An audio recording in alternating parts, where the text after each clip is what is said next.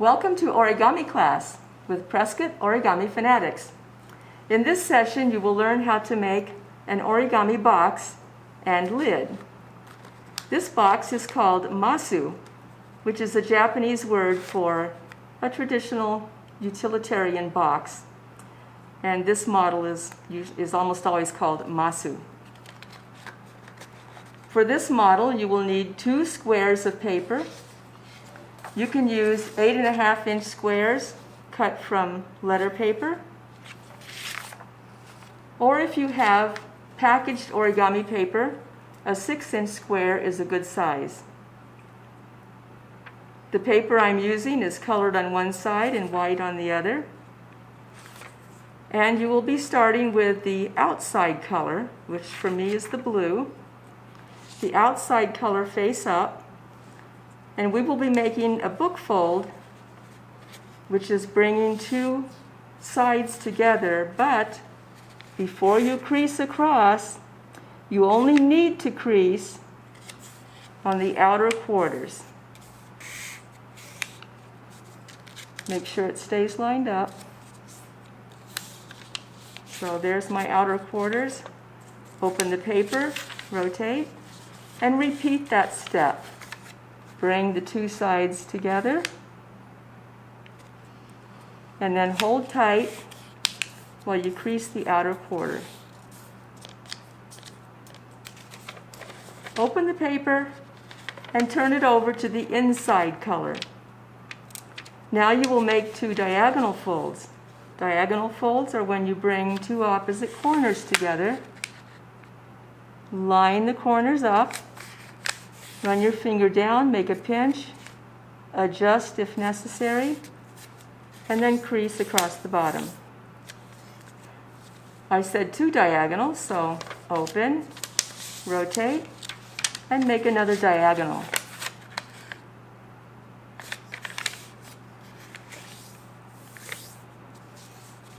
Open the paper. Again, we're still on the inside color. This color actually won't show in the finished model. It will be inside the model. We're going to do what is called a blintz, a full blintz. We're going to bring all 4 corners into the center, and it's okay to leave a tiny, tiny bit of wiggle room. It doesn't actually have to touch the center, but it should come really close. Comes the 3rd one, and the last one.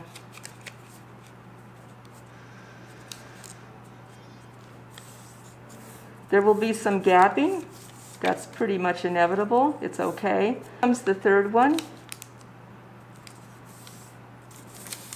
And the last one.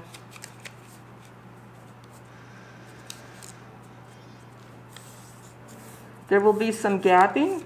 That's pretty much inevitable. It's okay. Try to avoid overlapping. So there's the full paper. Bring the edge to the center. You can leave a tiny bit of wiggle room, just a hair's width. And then do the other side same way. So when the sides come in toward the center like this fold is usually called cupboard doors. So there's our first set of cupboard doors. There's a little bit of space in between, but not very much. Open up the cupboard doors and rotate the paper and do the other set of cupboard doors. So we're doing these cupboard doors in both directions.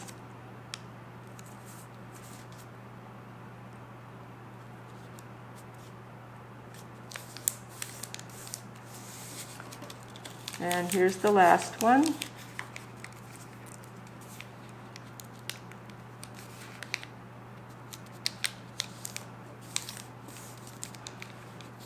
Make some good creases. We want well-defined creases.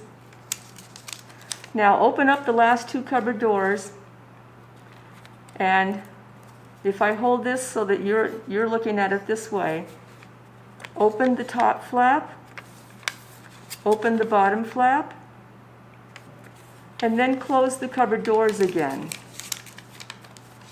You'll notice that the creases are going in the wrong direction up here. They're kind of rounded.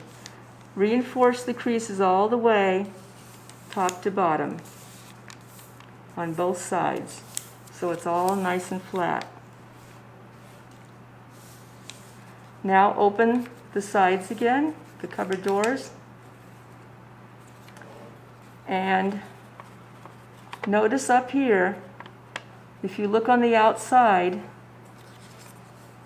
there is a, hopefully you can see, there is a little valley fold right there, and there's another one on that side. Those were the little folds we made in the beginning. You're going to hold the model so that the sides are up, and use your thumbs or fingers, whichever way you're looking at it, and push those little valley folds in like that. And then you're going to bring the side up and close the gap, and then wrap the whole side flap around like that to make a side for the box. Pinch the corners. Now rotate the paper. Again, I'm showing you as you would be looking at it. Rotate the paper and do it again. Push the sides in, hold the sides up here, and then push the little valley folds in. You'll have to push this side up and roll it over.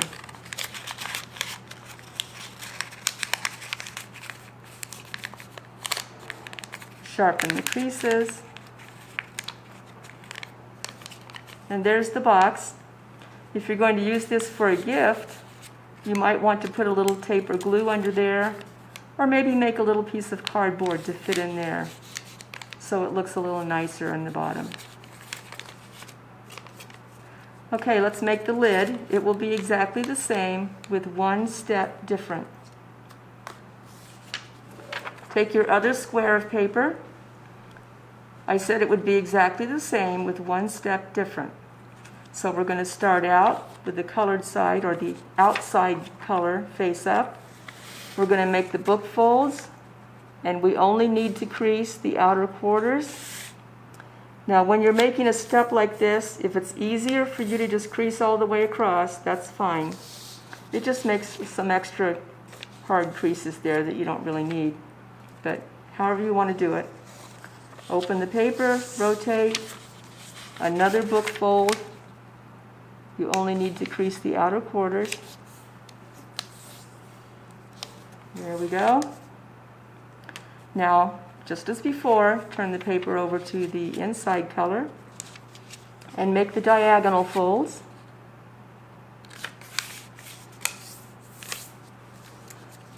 Open, rotate, second diagonal fold.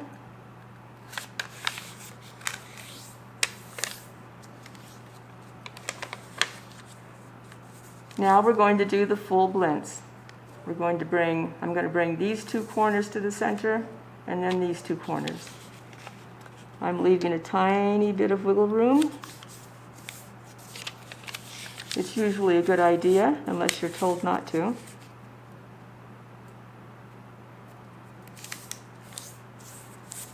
And now here's the other two.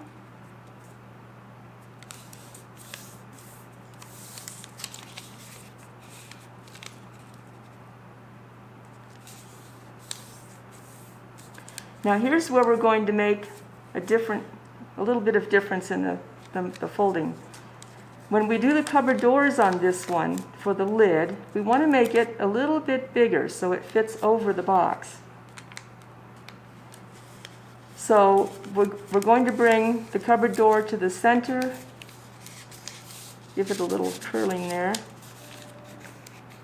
and then we're going to pull it away. For this 6-inch paper, I'm going to pull it away about 1/8 of an inch, might be closer to a 1/16 actually. It's more like a 1/16. And then when you do the other one, you'll do the same thing, so that when the cupboard doors are closed, there will be about 1/8 of an inch between them. It's about a 1/16 each one, and about 1/8 of an inch between them when they're both closed. Now make a good crease. Open the cupboard doors, rotate, and do it again. Again, leave that same extra space. It's about 1/16 of an inch for this. And it actually, it's about the same for any size paper because the difference to make it fit over the box is the same. But if you have heavier paper, you might want to leave a little more room. If you're using heavier paper, you might want to leave a little more space.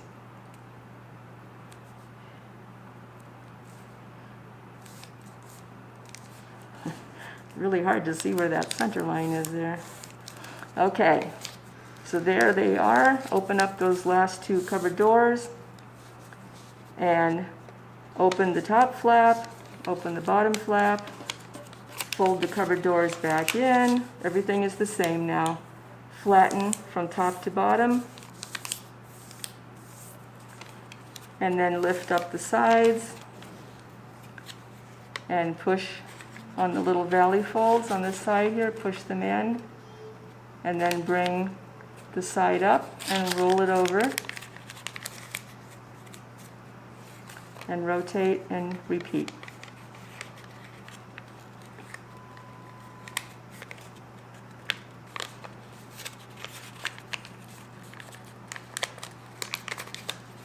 And hopefully the lid fits over the box. You can go around and sharpen up your folds.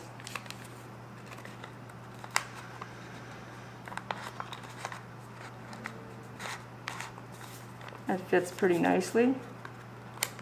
Now if you notice that it's a little too tight or a little too loose, you can always take the lid off and rotate it 90 degrees and try in that direction. And it might make the difference that you need. Because the sides where you had the rollover are a little bit thicker than the other two sides. So sometimes that's a way to fix that problem, as long as it isn't a large problem. So there is your Masu box.